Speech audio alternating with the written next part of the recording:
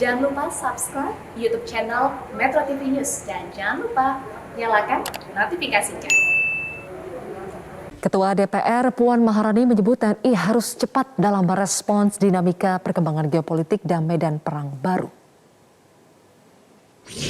Momentum pergantian Panglima TNI akan selalu disertai harapan rakyat agar TNI dapat mewujudkan dirinya sebagai alat negara yang profesional dan efektif dalam mempertahankan, melindungi, serta memelihara keutuhan dan kedaulatan negara.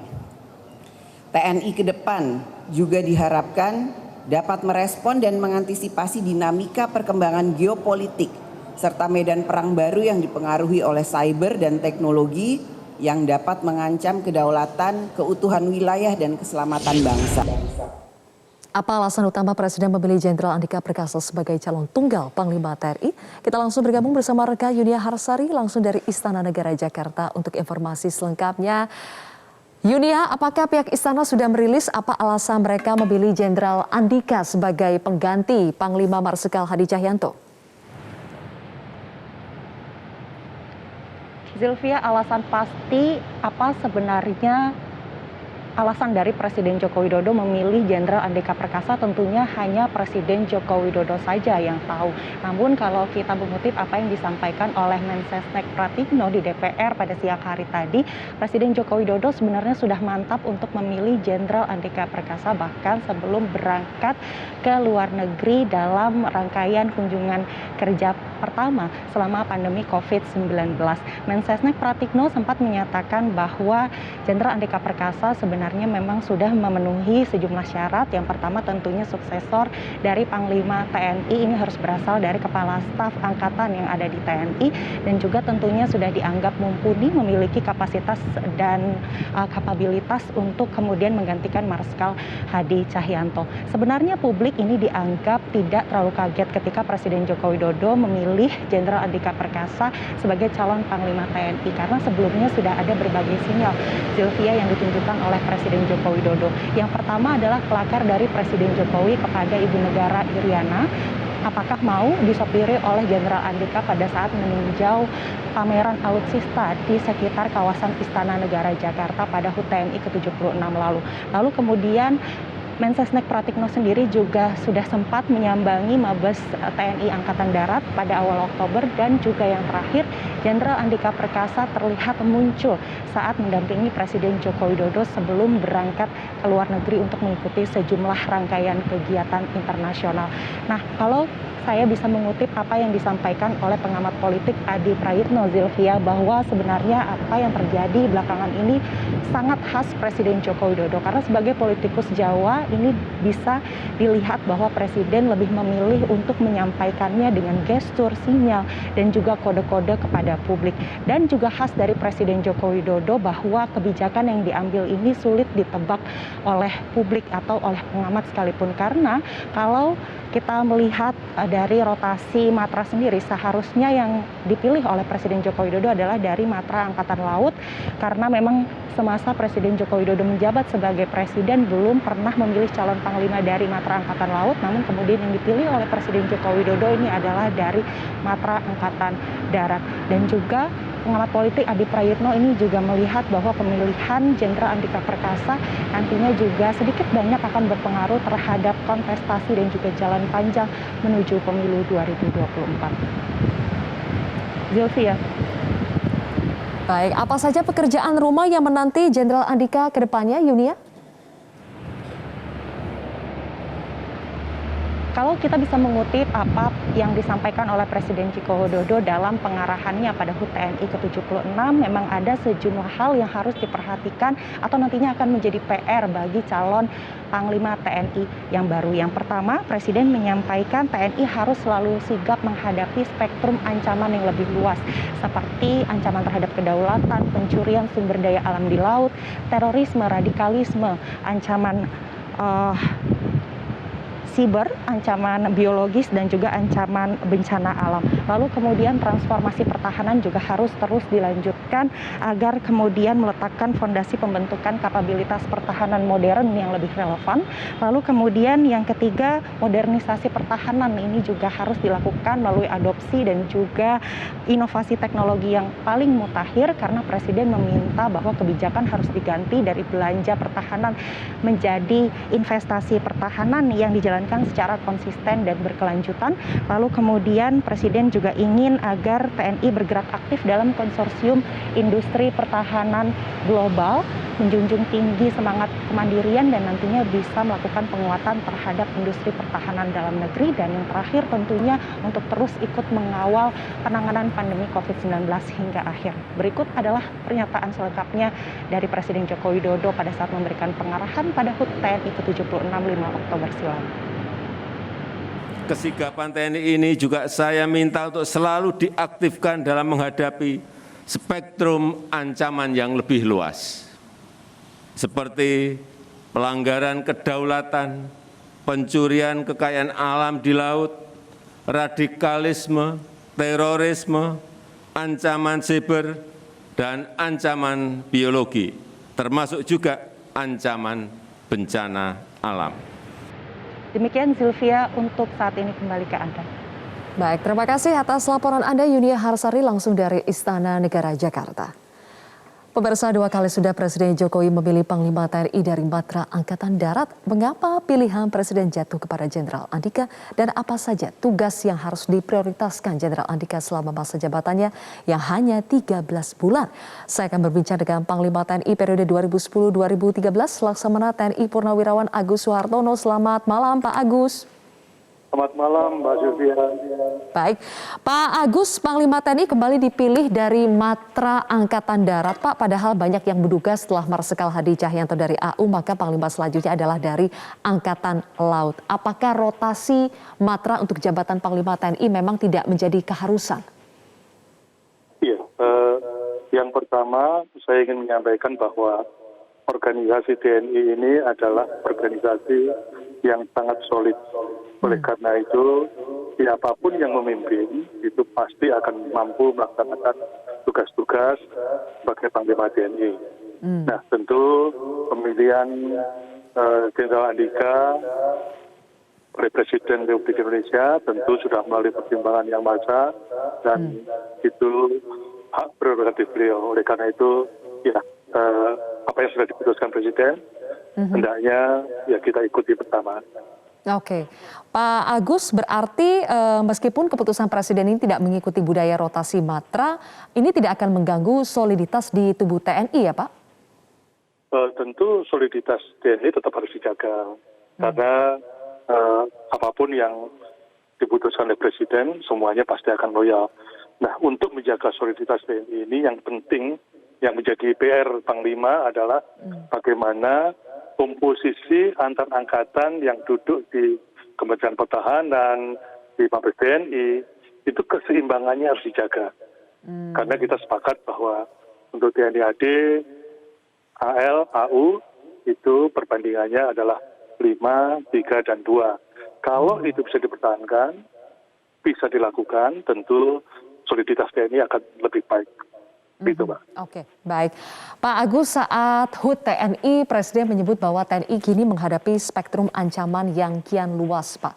Mulai dari kedaulatan wilayah, pencurian sumber daya alam di laut, terorisme, bencana alam, serangan siber, sampai pandemi COVID-19. Nah, menurut Anda apa, Pak, yang harus jadi prioritas Panglima baru nanti? Ya, tentu dalam menghadapi apa yang disampaikan tadi, ancaman-ancaman yang disampaikan tadi, ada 2 hal penting yang menjadi tantangan Panglima TNI.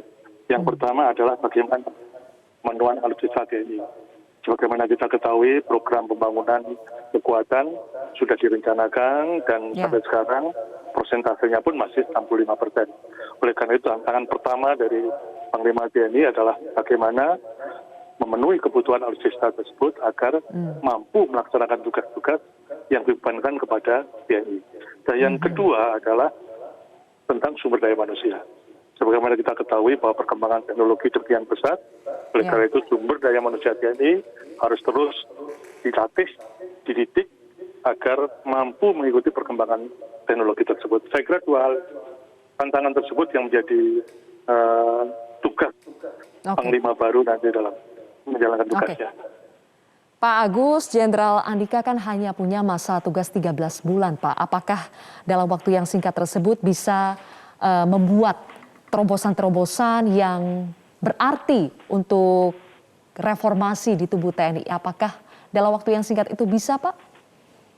Saya kira begini, dalam hal pengadaan alutsista memang memerlukan waktu yang cukup. Oleh karena itu, manakala dalam kepemimpinan beliau nanti meletakkan dasar-dasar dalam pembangunan kekuatannya seperti apa yang harus diadakan, meskipun nanti pengadaan ini baru akan hadir 3 atau 4 tahun yang akan datang, tapi setidaknya sekarang sudah dilakukan pemesanan atau membuat landasannya sehingga 3-4 tahun ke depan itu bisa terpenuhi. Memang kita sadar bahwa memenuhi alutsista tidak serta-merta langsung bisa mendapatkan yang kita harapkan. Tetapi manakala kita sudah meletakkan dasar-dasarnya, tentu itu akan menjadi landasan yang kuat ke depannya. Kita sangat paham bahwa pembangunan kekuatan harus terus dan berlanjut dalam arti konsistensi dari pemimpin di lingkungan TNI itu yang diperlukan. Oke, lalu Pak Agus untuk poin kedua Anda, sumber daya manusia, apa fokus yang harus dijalankan oleh Jenderal Andika nanti untuk meningkatkan kapasitas sumber daya manusia di TNI? Ya, tentu itu tidak terlepas dari perkembangan teknologi saat ini. Meskipun alutsista kita belum mencapai perkembangan teknologi sesuai dengan perkembangan sekarang, tetapi setidaknya pengetahuan dan ilmunya harus sudah diberikan mulai sekarang. Nah, manakala nanti peralatan yang sesuai dengan perkembangan teknologi itu hadir, sumber daya manusianya sudah siap untuk mengawaki. Itu yang paling penting saya kira. Pak Agus, saat menjadi Kasat, Jenderal Andika mengeluarkan terobosan baru, salah satunya menghentikan tes keperawanan saat proses rekrutmen TNI. Terobosan apa lagi yang menurut Anda harus dilakukan Jenderal Andika nanti dalam pola rekrutmen, Pak? Saya kira untuk rekrutmen itu sudah ada standarnya, sudah ada petunjuknya. Oleh karena itu melakukan sesuai dengan petunjuk dan standar itu menjadi lebih penting. Memang terobosan diperlukan, tapi seyogyanya terobosan itu dibuat dengan mengacu kepada aturan yang ada, dalam arti kalau kita ingin membuat terobosan, aturannya kita rubah, baru kita lakukan terobosan tersebut. Karena kalau tidak diikuti dengan perkembangan aturan yang baik, dari sisi good governance-nya menjadi dipertanyakan. Oke, baik. Terima kasih Laksamana TNI Purnawirawan Agus Suhartono telah bergabung bersama kami di Prime Time News hari ini. Pemirsa, kami masih akan melanjutkan perbincangan soal Panglima TNI yang baru dengan 2 narasumber yang berbeda nanti dari DPR dan juga pengamat politik. Informasi selengkapnya akan kami hadirkan sesaat lagi.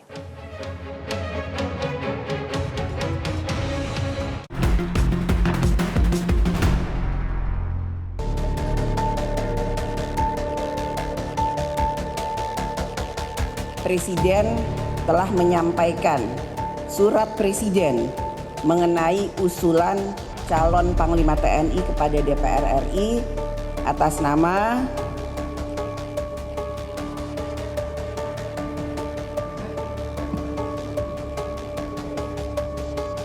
Jenderal TNI Andika Perkasa SEMAMSC.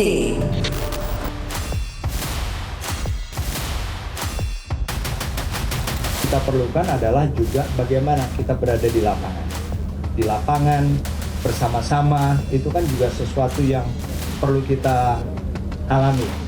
Karena kalau kita punya konsep dan melakukan sendiri pasti berbeda. Begitu banyak penyesuaian dan saling mengisi antara dua pihak itu yang justru ingin kita dapat. Karena memang di dalam hidup kita, dalam segala hal, ya kita perlu bekerja sama dengan orang lain. Motto saya, together we can. Bersama kita pasti bisa.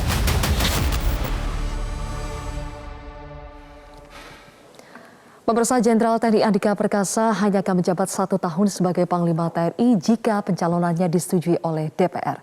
Pihak istana pun tidak mempersoalkannya karena pemilihan Jenderal Andika sebagai calon pengganti Marsikal Hadi Cahyanto telah memenuhi aturan perundang-undangan.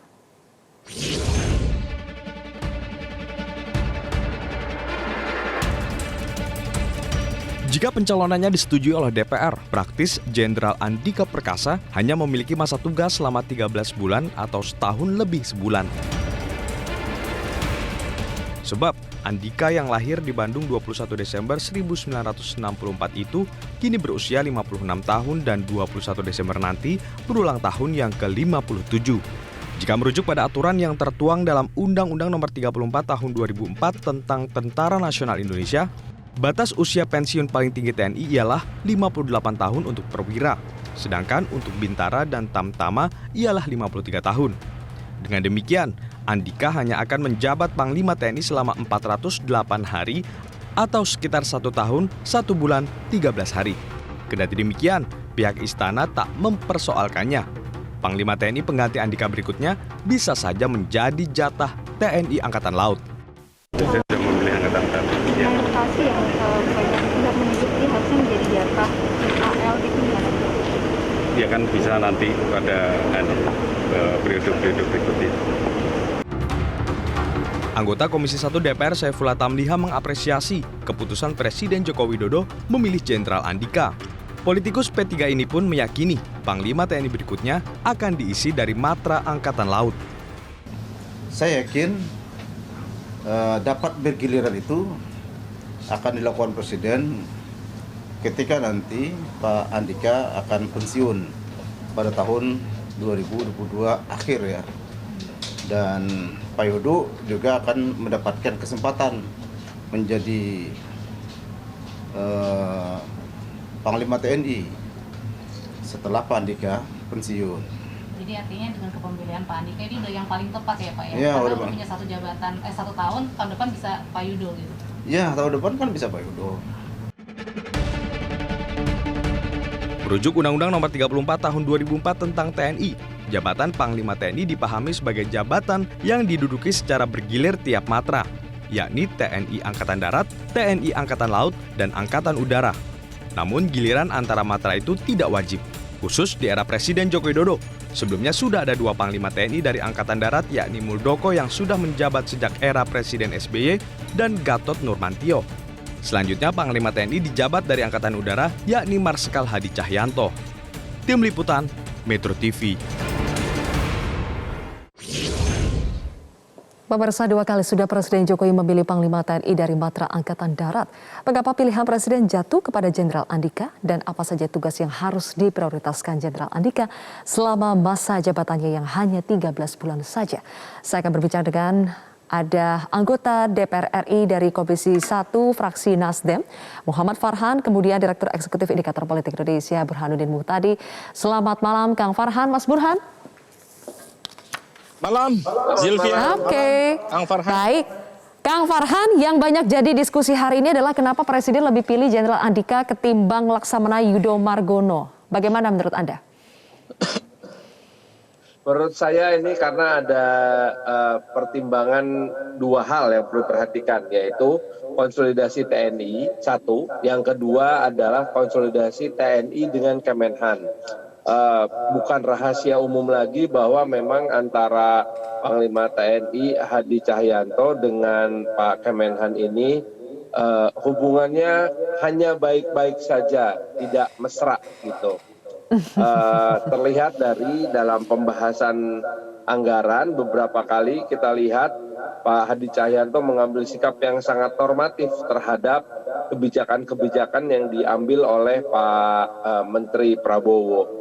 Jadi kelihatannya sekarang Pak Andika ini diharapkan bisa membuka kembali dan mencairkan kembali hubungan antara TNI dan Kemenhan yang selama ini nggak mesra gitu loh.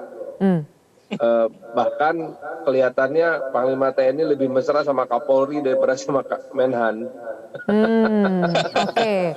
Padahal menjadi sangat penting ya untuk Panglima TNI bisa mesra dengan Menhannya. Nah, kriteria apa yang dimiliki Jenderal Andika Perkasa sehingga menurut Anda bisa mesra nanti sama Menhan? Kelihatannya Pak Andika punya visi yang sama dengan Pak Prabowo, terutama dalam masalah alutsista. Buktinya industri pertahanan dalam negeri pertama yang dikunjungi oleh Pak Prabowo adalah Pindad. Dan Pindad ini kan komisaris utamanya Angkatan Darat. Pindad sendiri dari sejak 2019 bulan November itu sudah berkomitmen akan mendukung semua bentuk modernisasi alutsista yang digaungkan atau dicanangkan oleh Pak Prabowo gitu. Itu satu ya. Nah berikutnya juga dalam setiap pembahasan anggaran ya, terutama dalam pembahasan anggaran tahun 2022 yang lalu di bulan Oktober itu gini, Pak Prabowo itu kan secara teknis beliau menyerahkan setiap kali pembahasan anggaran kepada Wamenhan ya. Karena beliau lebih mementingkan keputusan-keputusan yang strategis lah gitu. Lah ketika terakhir pengesahan anggaran dipimpin oleh Wamenhan, Panglima TNI Pak Hadi Cahyanto itu mengutus kepala bais dan ini menimbulkan masalah karena kita di Komisi 1 jadi bertanya-tanya, loh kok Bais yang dikirim piye iki gitu loh. Jadi kelihatannya hubungan yang baik-baik saja ini ya sebatas baik-baik aja, nggak jadi mesra gitu. Jadi diharapkan nanti kalau Pak Andika yang maju dengan latar belakang sesama Angkatan Darat dan punya visi yang sama tentang modernisasi alutsista serta konsolidasi TNI ke dalam untuk betul-betul istilahnya bebas dari intervensi politik itu bisa menunjukkan peran yang kuat seorang Andika di mata seorang Prabowo gitu loh. Oke, menarik perspektif dari Kang Farhan. Kalau saya ingin tanya ke Mas Burhan soal wawancara sebelumnya kan Mas Burhan juga pernah bilang kalau Jenderal Andika adalah sosok yang tepat jika pemerintah ingin stabilitas politik, keamanan, termasuk upaya penanganan COVID-19. Memangnya situasi politik yang kita hadapi seperti ini, saat ini tuh seperti apa sih Mas Burhan sehingga Presiden Jokowi sekarang memilihnya Jenderal Andika? Ya, bagaimanapun situasi pandemi itu menimbulkan dampak ekonomi. Dan kalau misalnya pengelolaan pasca pandemi, terutama dari sisi pemulihan ekonomi tidak segera berdampak positif, itu bisa menimbulkan implikasi politik keamanan. Dan institusi TNI, terutama Angkatan Darat, itu punya jaringan sampai tingkat desa yang memungkinkan stabilitas dan penanganan pandemi, terutama vaksinasi yang masih di bawah 50% double ya, itu bisa dilakukan secara baik karena mobilisasi TNI yang sangat kuat dalam soal itu. Tapi saya ingin menambahkan faktor lain sebenarnya. Jadi selain yang disampaikan oleh Kang Farhan tadi, jadi ada aspek geopolitik juga. Kalau kita lihat Jenderal Andika ini kan punya hubungan baik ya dengan Amerika Serikat, apalagi dia alumni dari sana ya, dari National War College, bagian dari National Defense University, satu kampus elit buat para pemimpin masa depan terutama dari jalur militer. Dan kaitannya dengan Cina, jadi Cina dengan klaim di Cina Selatannya. Nah kalau kita lihat beberapa bulan lalu Jenderal Andika menggelar latihan bersama dengan tentara Amerika yang diklaim sebagai latihan terbesar dalam sejarah. Melibatkan ribuan, 2.000-an lebih dari tentara kita dan 1.500-an lebih dari tentara Amerika yang dipimpin langsung oleh Jenderal Charles Fleet. Dan tempatnya, jangan lupa Zilvia, tempatnya di Sumatera Selatan, di Kalimantan Timur, dan satu lagi adalah di Manado, di Sulawesi Utara. Itu adalah pintu Laut Cina Selatan. Jadi itu sebenarnya ada message yang sedang disampaikan oleh Jenderal Andika, tentu saja message-nya atas seizin Pak Jokowi untuk memberi pesan kepada Cina yang terlalu agresif, terutama dalam klaim wilayah termasuk yang dimiliki oleh kita ya. Jadi sepertinya ini bagian dari balancing power dengan menunjuk Andika, dan Andika punya hubungan yang baik dengan Amerika Serikat. Cina jangan main-main, kira begitu ya dari sisi itu. Selain tentu saja adalah ada aspek lain karena cuma 13 bulan, 13 bulan menjadi Panglima TNI, tentu kita tidak bisa berharap banyak terobosan dilakukan oleh Jenderal Andika sebagai Panglima TNI ketika sudah disetujui oleh DPR. Jadi ada motif elektoral juga, ini bacaan saya ya. Oke, jadi kalau sebelum kita ke motif elektoral, Mas Burhan, karena itu menarik untuk dibahas, saya ingin tanya dulu soal 13 bulannya itu nih Kang Farhan. Dalam waktu 13 bulan ada banyak sekali PR yang harus dilakukan. Apa sih yang harus jadi prioritas dari Jenderal Andika nanti? Konsolidasi personal itu menjadi sangat penting, memilih siapa pengganti di KSAD menjadi sangat krusial, dan memastikan bahwa para perwira bintang 2 yang akan naik jadi bintang 3 itu mesti hati-hati sekali memilihnya, karena sekarang ini justru Pak Andika sedang kebanjiran bintang 2 berkualitas tinggi yang sangat berpotensi untuk bisa menjadi KSAD di masa mendatang dan kemudian menjadi Panglima juga justru di tahun politik nanti. Nah, konsolidasi personel ini harus sangat kuat sehingga harus bisa, indikatornya gini, indikatornya adalah siapapun nanti yang ditunjuk oleh Pak Andika menjadi KSAD itu tidak menimbulkan kegelisahan dan kekecewaan di antara para prajurit. Itu tidak mudah sama sekali, karena TNI AD kita tahu pada masa pemilu 2014 dan 2019 sempat terfraksi-fraksikan. Mudah-mudahan sekarang sih sudah selesai, dan itu tugasnya Pak Andika. Oke, menarik poin soal bagaimana konsolidasi internal memilih kasat pengganti Jenderal Andika nanti. Kita akan ulas lebih jauh pemirsa, termasuk efek elektoralnya nanti. Tetaplah bersama kami di Prime Time News.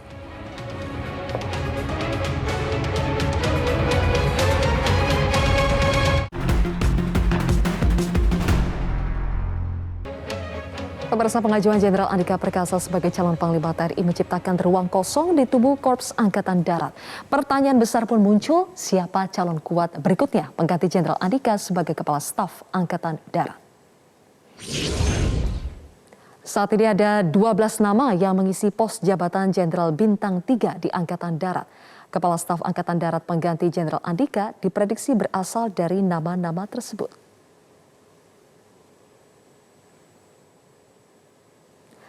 Di antara daftar ini ada sejumlah nama yang digadang-gadang potensial sebagai kasat. Di antaranya adalah Pangkostrat Letjen TNI Dudung Abdurrahman dan Kasum TNI Letjen Ego Margiono.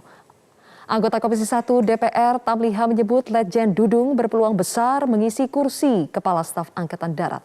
Sementara itu Menteri Sekretaris Negara Pratikno menyebut belum ada pemilihan kasat pengganti Jenderal Andika. Namun Mensesnek memastikan pengisian jabatan kasat segera disiapkan. Tentu jabatan kasat kan akan kosong. Nah, saya memprediksi Pak Dudung yang akan menjadi Kepala Staf Angkatan Darat yang akan datang. Nanti pada saat pergantian Panglima pelantikan, nah itu tentu saja harus segera pengisian kasat yang mana. Pemirsa, saya kembali melanjutkan perbincangan bersama dengan anggota Komisi 1 DPR RI fraksi Nasdem Muhammad Farhan dan juga Direktur Eksekutif Indikator Politik Indonesia Mas Burhanuddin Muhtadi. Mas Burhan, tadi Kang Farhan mengatakan harus hati-hati dalam memilih kasat berikutnya karena kasat ini juga merupakan posisi strategis dan juga ada implikasi politiknya. Seperti apa sih implikasi politik untuk jabatan kasat ini terutama kalau dikaitkan dengan 2024? Ya, siapapun yang terpilih sebagai kasat, orang nomor 1 di Angkatan Darat, itu punya potensi sebagai Panglima TNI jelang peralihan pemilu ya atau politik di tahun 2024. Karena biasanya, kecuali tahun 2019, itu mereka yang menjadi Panglima TNI di tahun pemilu itu diambil dari matra Angkatan Darat biasanya. Dengan alasan karena Angkatan Darat punya jaringan yang paling luas ya sampai tingkat desa sehingga diharapkan bisa memastikan keamanan. Nah, tentu tidak dalam waktu dekat karena masih ada 2,5 tahun, tetapi kasat hari ini itu bisa menjadi calon kuat Panglima TNI di tahun panas di tahun 2024. Nah, itu implikasi politik yang paling kuat ya, terutama terkait dengan siapa yang akan menggantikan Jenderal Andika ketika Jenderal Andika naik kelas sebagai Panglima TNI. Apakah karena sudah kalkulasi sampai 2024, Mas Burhan, sehingga pilihan presiden sekarang jatuh kepada Jenderal Andika, kemudian mungkin setelah Jenderal Andika ada panglima dari matra lainnya, kemudian balik lagi ke AD, atau bagaimana Mas Burhan? Ini pertanyaan yang dinantikan sama Mas Burhan ini. Motif politik seperti yang Mas Burhan tadi singgung. Iya, jadi saya tadi mengatakan begini, masa jabatan Panglima TNI yang baru jika DPR, jika Kang Farhan menyetujui usulan Presiden, itu kan cuma 13 bulan. Jadi sebenarnya dalam waktu yang pendek seperti itu kita harus realistis, tidak bisa memberikan banyak tuntutan kepada Panglima TNI, kecuali melanjutkan kinerja dari Panglima sebelumnya, kemudian harmonisasi hubungan dengan Kementerian Pertahanan, modernisasi alutsista, dan tentu saja adalah memastikan supremasi sipil atas militer. Nah itu, nah di luar itu menurut saya ada pertimbangan atau motif elektoral mengapa Jenderal Andika dipilih sebagai Panglima TNI. Kalau kita lihat 2 pemilu terakhir, terutama pasca Pak SBY, itu rekrutmen atau sumber daya pemimpin dari jalur militer itu mengalami kemampetan. Jadi setelah Pak SBY itu kita disodori Pak Prabowo lagi gitu ya, yang notabene kita tahu sudah pensiun sejak lama, dan saat yang sama ada jalur lain misalnya Pak AHY, tetapi Pak AHY kan hanya sebatas mayor ya, karena posisi beliau yang mengundurkan diri ketika bertarung di Pilkada DKI. Jadi setelah itu nyaris salah satu proses atau salah satu sumber rekrutmen penting kepemimpinan politik nasional itu tidak mengalami proses regenerasi. Dan pada titik itu Jenderal Andika kalau naik kelas sebagai Panglima TNI itu punya panggung yang luas untuk menaikkan kompetensi dan sekaligus daya tarik elektoralnya, karena beliau menjadi orang nomor 1 di tentara. Nah, masalahnya adalah apakah itu dibeli sama masyarakat? Nah, itu yang harus diuji ya. Apakah maksudnya Mas Burhan dari misalnya, orang nomor 1 di tentara bisa jadi orang nomor 1 di Indonesia gitu? Maksud saya begitu. Kalau 13 bulan apa coba? Kalau 13 bulan tadi saya bilang kalau 13 bulan waktu yang tersedia itu tidak bisa melakukan hal-hal yang sifatnya jangka panjang. Karena waktu cuma 13 bulan. Nah, ini yang kita harus dicek ya, apakah selama 13 bulan nanti Pak Andika punya kemampuan untuk menciptakan momentum baru sebagai calon pemimpin nasional dari sumber militer. Nah, itu yang kita belum tahu, karena kalau kita lihat survei hari ini baru 1% elektabilitas Pak Andika, masih kecil sekali. Nah, masalahnya adalah apakah kemudian setelah terpilih orang kemudian melihat beliau sebagai salah satu calon presiden atau tidak. Nah, waktu yang akan membuktikan nanti. Terkait dengan panggung politik yang luar biasa besar untuk jabatan Panglima TNI, Kang Farhan, tadi kan Anda bilang tugas utama seorang Jenderal Andika nantinya sebagai Panglima adalah menentukan nanti kasat siapa, itu penting. Tapi setelah itu, di waktu yang singkat 13 bulan supaya dapat momentumnya, supaya bisa ada panggungnya yang maksimal, apa yang harus dikerjakan sebagai prioritas?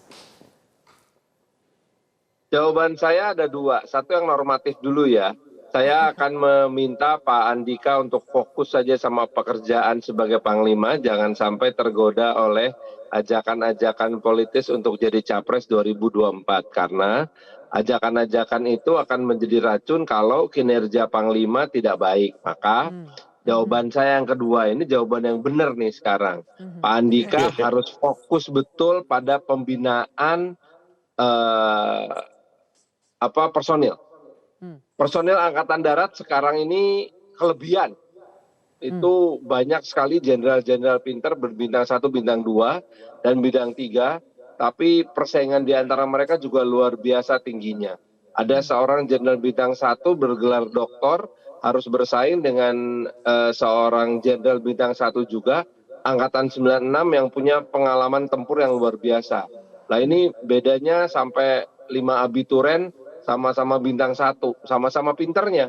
Nah, ini kan artinya harus ada sebuah pengelolaan sumber daya manusia yang sangat-sangat baik. Nggak cuma sangat baik, tapi sangat-sangat baik dari Pak Andika, terutama yang tujuannya adalah konsolidasi Angkatan Darat sehingga nanti tidak ada lagi istilah dalam tanda kutip ya, bikin-bikin jabatan untuk menampung kelebihan jenderal ini gitu loh. Oke. Itu kunci selama 13 bulan, saya kira hal itu yang paling bisa dilakukan oleh Pak Andika selain tentunya melakukan harmonisasi hubungan yang sangat mesra dengan Kemenhan.